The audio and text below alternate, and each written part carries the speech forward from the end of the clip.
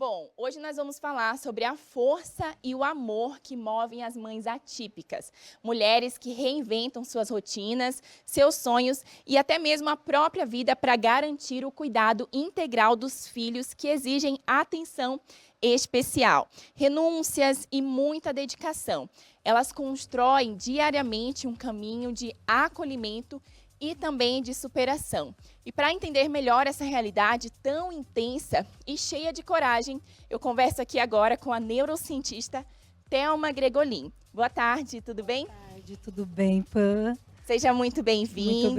Muito obrigada. Thelma, então vamos falar sobre esse assunto, que é um assunto muito importante, a gente está vendo cada vez mais, principalmente nas redes sociais, as mães atípicas compartilhando a sua rotina, tentando trazer um pouco mais de informação para as outras mãezinhas atípicas. Primeiro, para quem está em casa entender, quem são e o que é essas mães atípicas?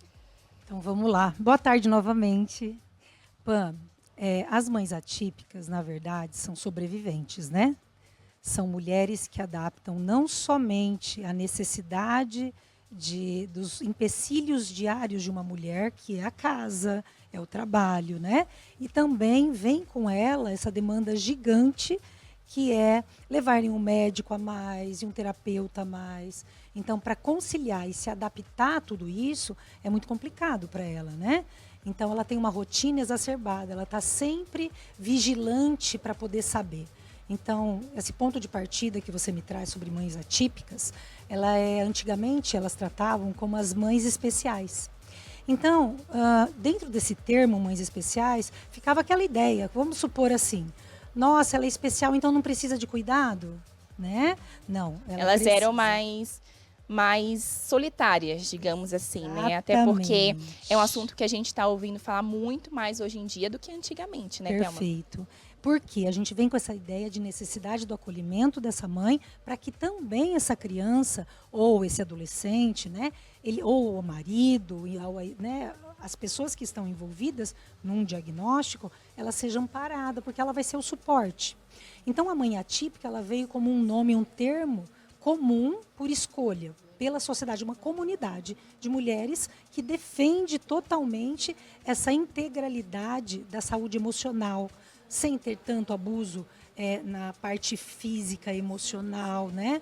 E ela traz consigo essa ideia de mãe atípica, uma ideia de movimento, porque querendo ou não, aos olhos de todos, elas são, quando eu digo sobreviventes, é porque quando eu tenho uma demanda muito grande, já por sermos mulheres e cobrarmos tanto, né, da nossa capacidade, do nosso perfeccionismo, a gente começa a entender que a adaptação para os nossos filhos, ela também é importante. E uma mãe atípica, ela já tem que mudar por completo a rotina, os hábitos, o dia a dia em si como um todo, né? É uma coisa assim, vamos dizer a verdade.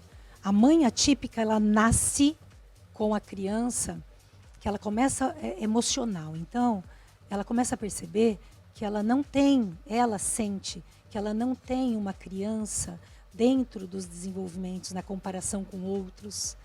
A gente não está falando só do TEA, só do TDAH, a gente tem síndromes genéticas, né? A gente tem dificuldades comportamentais, temos o transtorno de processamento sensorial, que a pessoa fica com dificuldade da parte social, né?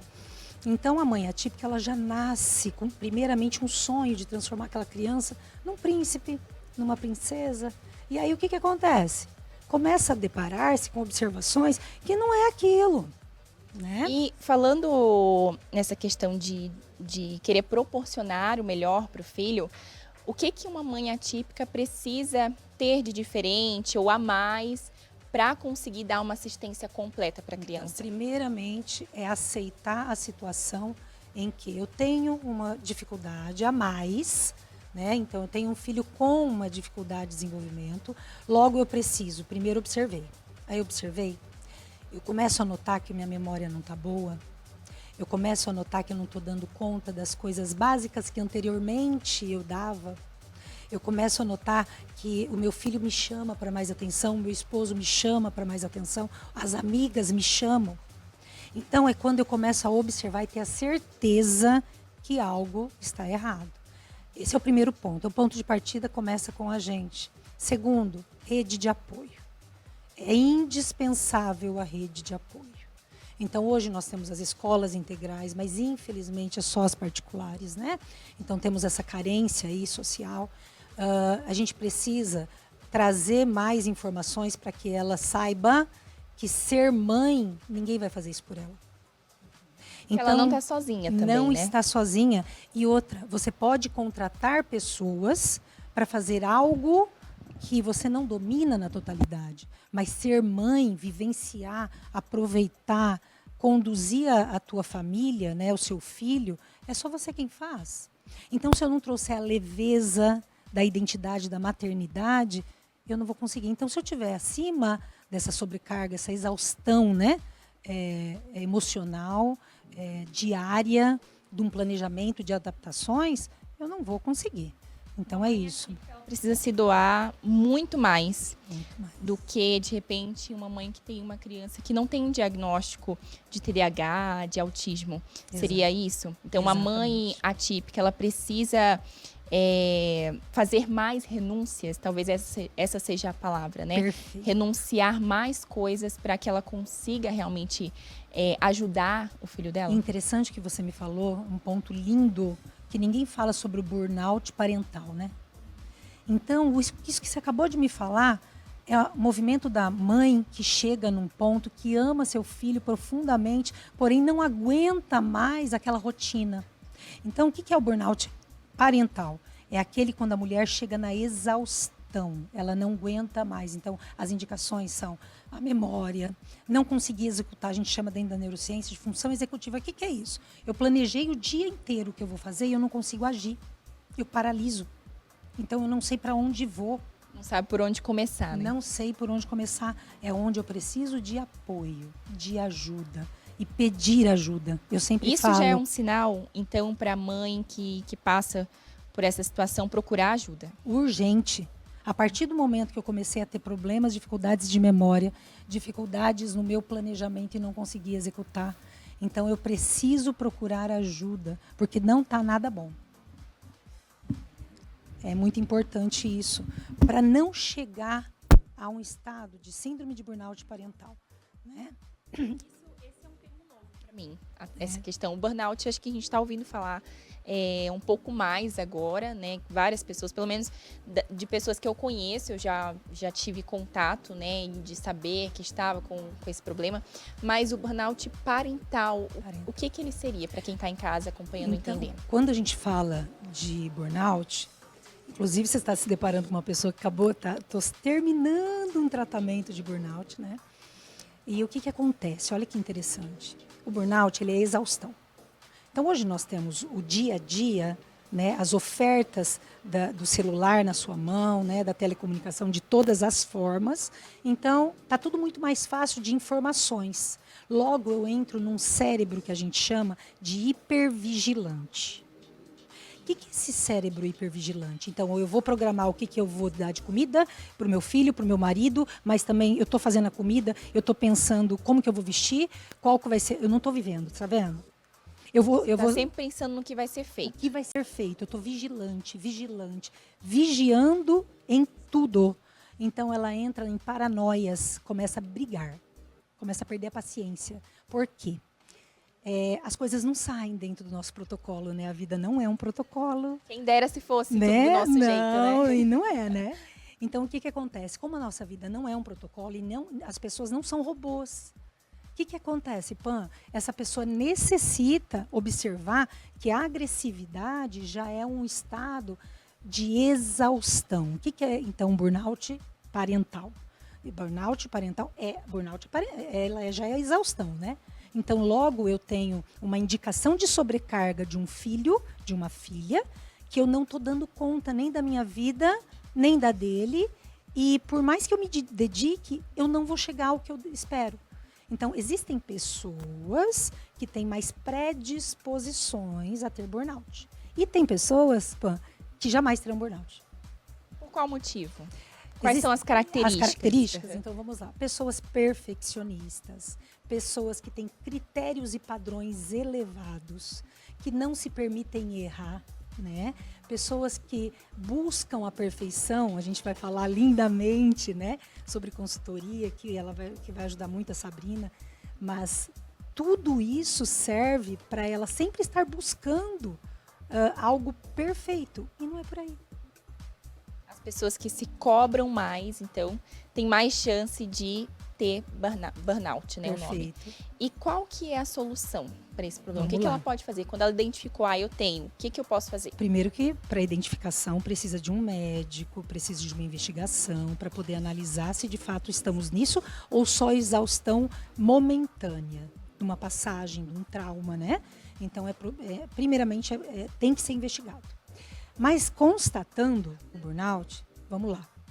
Para não chegar lá, vamos dizer assim, o que eu posso fazer por mim? Para evitar. Para evitar, viver o agora.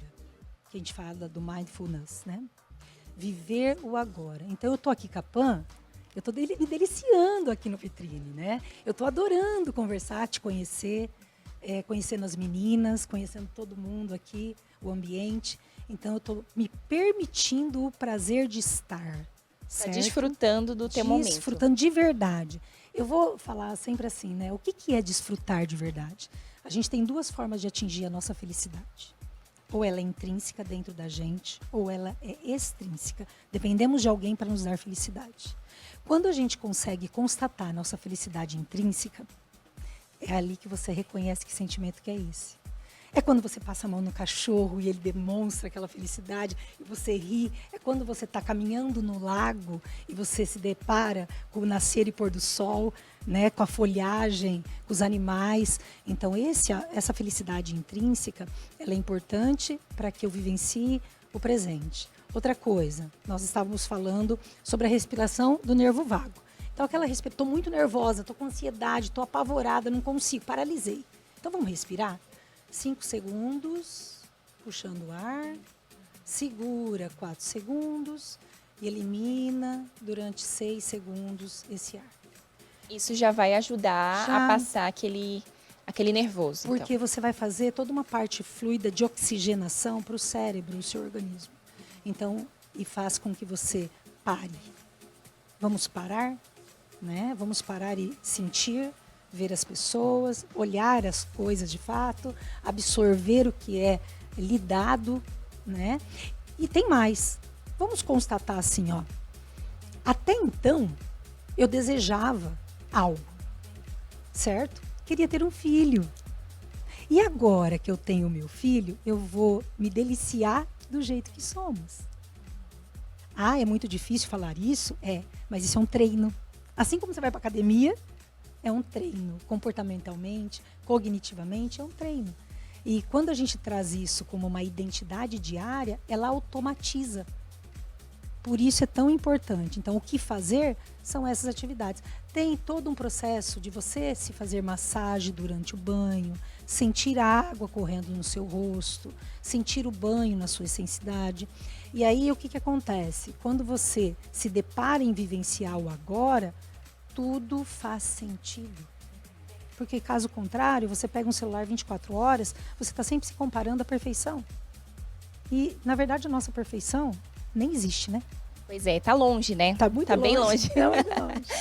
Bom, isso é um assunto muito legal, muito interessante, até porque o mundo hoje parece que ele corre assim uma velocidade extremamente rápida e a gente precisa a todo momento se lembrar de que a gente precisa desacelerar, respirar, viver cada momento, viver os momentos simples, para depois não passar e a gente se arrepender de repente, né? Perfeito. Ficar lembrando ali do que não aproveitou. Esse foi o nosso papo hoje com a Thelma, que trouxe aqui esse assunto incrível, dicas maravilhosas. Thelma, quero agradecer a tua presença aqui hoje. Obrigada, Pam. Obrigada a toda a produção. Muito obrigada. Adorei. Foi um prazer, uma sensação. Prazer é todo nosso, Thelma. Muito obrigada.